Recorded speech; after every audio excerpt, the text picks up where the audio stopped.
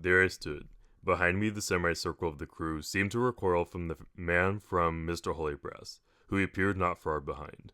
"Miss Doyle," the captain said, barely suppressed fury. "What is the meaning of this?" I stood mute.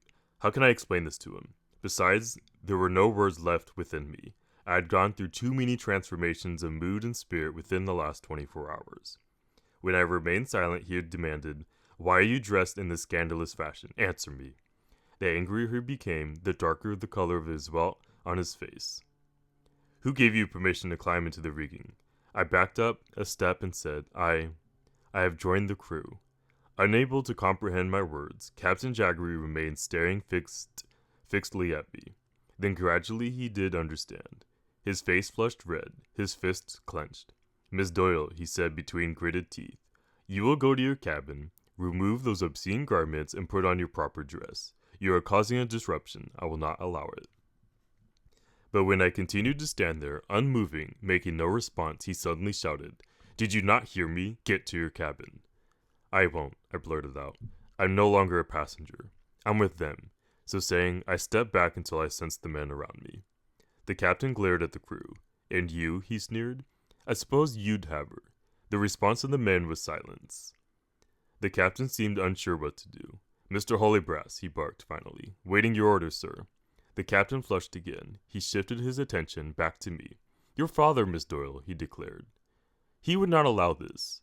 I think I know my father, an officer in the company who owns this ship, and your employer, better than you," I said. "He would approve of my reasons." The captain's uncertainty grew. At last he replied, "Very well, Miss Doyle. If you do not assume your proper attire this instant, if you insist upon playing these games, you shall not be given the opportunity to change your mind. If crew you are, crew you shall remain. I promise. I shall drive you as I choose. I don't care what you do," I threw back at him. The captain turned to the first mate. "Mr. Holybrass, remove Miss Doyle's belongings from her captain. Let her take her place in the forecastle with the crew. Put her down as Mr. Doyle and list Miss Doyle in the log as lost. From this point on, I expect to see that he works with the rest." With that, he disappeared into the steerage. No sooner had he done so than the crew, though not Mr. Holybrass, let out another raucous cheer. In just such a fashion did I become a full-fledged crew member of the Seahawk. Whatever grievous errors I had made before, in thwarting the mutiny led by Cranach and in causing the resulting cruelty toward Zachariah, the sailors appeared to accept my change of heart and position without reservation. They saw my desire to become a crew member not only as atonement, but as stinging rebuff to Captain Jaggery. Once I had showed myself willing to do what they did by climbing into the rigging, once they saw me stand up to Jaggery, an intense apprenticeship commenced. And for it, the crewmen became my teachers. They helped me, worked with me, guided me past the mortal dangers that lurked in every task. In this, they were far more patient with all the repeated errors than those teachers at Barrington School for better girls when there was nothing to learn but penmanship, spelling, and the ancient authors of morality. You may believe me too when I say that I shirked no work, even if I'd wanted to. It was clear from the start that shirking would not be allowed. I pounded oakum into the deck. I scraped the hull. I stood watch as dawn blessed the sea, and as the moon cut the midnight sky, I tossed the line to measure the depths of the sea. I took my turn at the wheel. I swabbed the deck and tarred the rigging, spliced ropes, tied knots. My mess was shared with the crew, and I went aloft. Indeed, that first journey at the top of the mainmast was but prelude to many daily climbs. Of course, after that first, there were always others who went along with me. High above sea, my crewmates taught me to work with one hand, the other must hold on, to dangle over spars, to reef sails, to edge along the walk ropes, so I became to work every sail, at every hour of the day. As for the captain, he was as good as his word, no better than his word. He continued to drive his crew without mercy, and since I was now part of it, he drove them, and me in particular, harder than before. But try as he might, he could find no cause for complaint. I would not let him. My knowledge of physical labor had been all but nil. Of course, hardly a wonder then that from the moment I joined the crew I was in pain. I ached as if my body had been racked. My skin turned pink, then red, then brown. The flesh upon my hands broke into oozing running sores, then metamorphosed into new rough hide, all as promised. And when my watch was done, I flung myself into my hammock and slept the sleep of righteousness, though never more than 4 hours and often less. A word must be said about where and how I slept. It will be remembered that the captain denied me my cabin, insisting that I take my place in the forecastle with the men. No doubt he thought to humiliate me, and force me to return to my former place. The men caucused that the first day, and in a meeting that concluded with a sacred oath, bade might take place along with them, swearing to give me the utmost privacy they could provide. They would be my brothers. I was no longer to be called Miss Doyle, but Charlotte. I was given a hammock placed in a corner. Around this piece of torn sail was tacked up as kind of curtain. The space was private for me, and kept that way. True, I heard, and learned, their rough language. I confessed, too, that my newfound freedom I brandished a few bold terms of my own. To the amusement of the men at first, but after a while it became rather second nature to me, and to them. I say this not to brag, but to suggest the complete absorption. I felt in my new life. I came to feel a sense of exhilaration in it such as I had never felt before. Thus it was that at fortnight I found myself atop the foremast, hugging the topgallant spar, my bare brown feet nimbly balancing on the foot ropes. It was 7 bells of the second dog watch, just before dusk. The wind was out of the northwest. Our sails were taut. Our studding sails were set. Below, the ship's bow, as though pulled by her winged figurehead, plunged repeatedly. Stirring froth and foam, this rocking movement seemed effortless to me now, as if, like the ship's namesake, we were flying. Not far off from our starboard bow, dolphins chased the waves, flyers themselves. My hair, uncombed for days, blew free in the salty air. My face, dark with weather, was creased with smile. I was squinting westward into the swollen face of a blood-red sun, which cast a shimmering gold road upon the sea. From where I perched it seemed were sailing on that road in a dream. And there I was, joyous, new made, liberated from a prison I thought my proper place. The only shadow of my happiness was Captain Jaggery. He came on deck infrequently, and when he did, he was enveloped in the murkiest gloom. Rarely did he speak to anyone but the mates, Mr. Holybrass and Mr. Johnson now, and only then to give orders or rebukes. Naturally, the captain was principal of an endless scuttlebutt in the forecastle during off-watch times. A wing claimed that there was tension between captain and the first mate, because Mr. Holybrass didn't approve of Jaggery's ways. "Don't you believe it," said Keach, who, if anything, had grown more tense since his demotion. Holybrass's glove to Jaggery's hand. Fisk insisted Jaggery's keeping below so much was only a case of him wanting to hide the welt on his face, of hiding himself in shame. It was Grimes who swore he was pressing us to make a crossing in good time, and so he'd prove he'd done no wrong. But it was Foley who said that I was the cause of the captain's every move. "What do you mean?" I demanded. "I've seen him," Foley insisted, "studied him. He doesn't come out unless it's your watch. One eye keeps the ship in trim, but the other, what?" I said, sensing already that he was right. "He's always watching you," Foley said, looking around at others for confirmation, and there was nothing but hatred in his eye. But the others nodded in agreement. "But why?" I asked. "He's waiting, wanting you to make a mistake," Morgan put in, taking a deep pull in his pipe, then filling the forecastle with his acrid smoke. "What kind of mistake?" I asked. "Something he can use against you, something to set him right. Look here, Charlotte, you boxed him in." "I did?" "It was that first moment you joined us. You mentioned your father, didn't you? Said he'd approve of what you've done. He would. He believes in justice."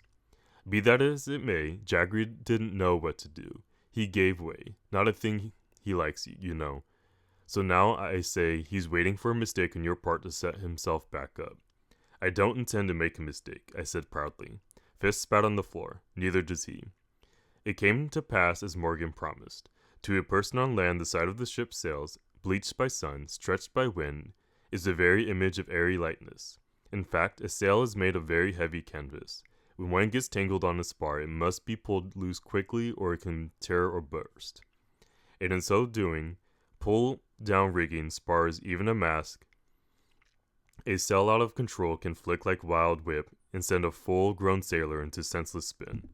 It often happens.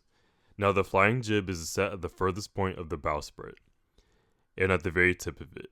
When you consider that the bow of a speeding ship on a high sea forever rises and falls, you will perceive that a broken jib can dip into the sea itself. Such is the waiter's force and cause it to snap. Thus the sailor who seeks to repair a tangled jib must contend not only with a heavy, failing sail, but the powerful, rushing sea of only a few feet, sometimes closer below him. One afternoon, 2 days after our forecastle talk and during my watch, the flying jib became entangled in just the way I had described. As soon as he saw it, Captain Jaggery cried, "Mr. Doyle, fix the bowsprit." In his haste to call on me, he spoke directly, not through one of his mates. Before I could respond, Grimes leapt forward, calling, "I'll do it, sir." Grimes was one of the bearded ones, quick to flare, quick to forget. "The call was for Mr. Doyle," returned the captain. "Does he refuse?" "No, sir," I said, and hurried to the nighthead from which the bowsprit thrust forward. Grimes hurried along with me, offering hasty instructions in my ear, as well as urging his splicing knife upon me. I took it and put it in a pocket. "Charlotte, do you see that line out there?" he asked, pointing to the twisted line at the far end of the bowsprit that had snarled the jib. I nodded. "Don't monkey with the sail itself. All you need to do is cut the rope. The sailors will free itself, and we've got others. Mind you, you'll need to cut sharp, then swing down under the bowsprit in one quick jump, or the sail will toss you in. Understand?" Again I nodded.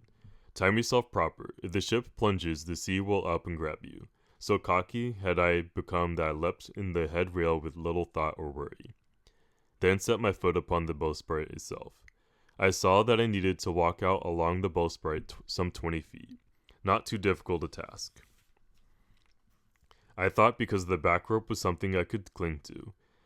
As I had now learned to do, I started off by keeping my eyes on the bowsprit and my bare feet, inching step by step along with it. The hiss of the water rushing below was pronounced, the bowsprit itself wet and slippery with foam. No matter. What took me by surprise was the bowsprit's wild bobbing. Halfway along I glanced back. For the first time since I boarded the ship, I saw the figurehead clearly. The pale white seahawk with the wings thrust back against the bow. Its head extended forward, beak open wide in a scream. As the bow dipped, this open beak dropped again into the sea, coming up each time with foam streaming like rapid dog. So startled was I by the frightful vision that for a moment I froze until I saw a sudden plunge of the ship almost tumble me seaward. I reached the crucial point soon enough, but only by curling my toes tight upon the bowsprit and holding fast onto the back rope line with one hand, and I was able to free the other to Grimes' splicing knife from my pocket. I leaned forward and began to cut. The tightness of the tangled line helped. The knife cut freely, too much so. The last remaining strand snapped with a crack. The sail boomed out, flicking away at my cutting hand, and the knife went flying into the sea. Even as I lunged for it, the bowsprit plunged. I slipped and started to fall. By merest chance, I made a successful grab at the bowsprit itself, which left me hanging, feet dangling, only a few feet above the rushing sea. As for the Seahawk plunged and plunged again, I was dunked to my waist, to my chest. I tried to swing myself up to the hook my feet over, but I could not. The sea kept snatching at me, trying to pull me down while I dangled there, kicking wildly, uselessly. Twice my head went under. Blinded, I swallowed water, choked. Then I saw that only by timing my legs swing to the upward thrust of the ship could I have saved myself. The ship heaved skyward. With all my might, I swung my legs up and wrapped them around the bowsprit.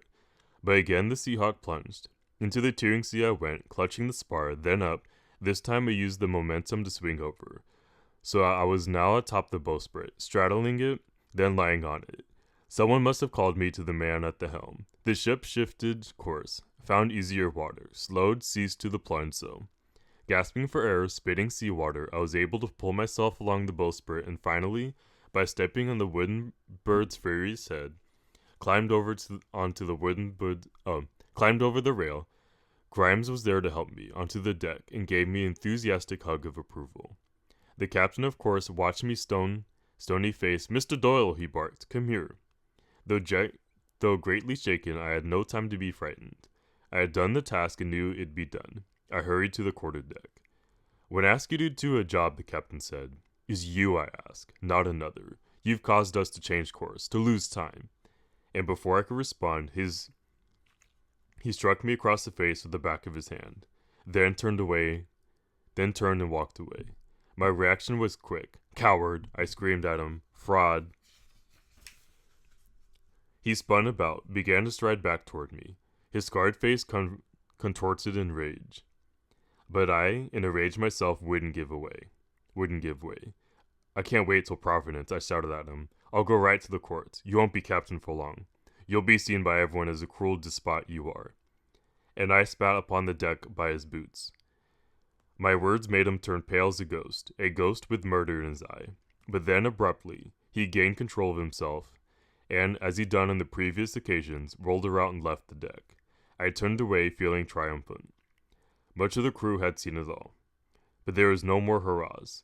The moment passed. Nothing more was said, save by Grimes, who insisted that I take lessons in the handling of a knife, carrying it, using it, and even throwing it. On my first watch off, he had me practice on the deck for 3 hours. 2 more days passed without incident. In that time, however, the sky turned a perpetual gray. The air thickened with moisture. Winds rose and fell in what I thought was a particular pattern. Toward the end of the second day, when Barlow and I were scraping the brown capstan, I saw a branch of waves. A red bird was perched on the branch. Look, I cried with delight, pointing to the bird. Does that mean we're close to land? Barlow hauled himself up to take a look. He shouted his head.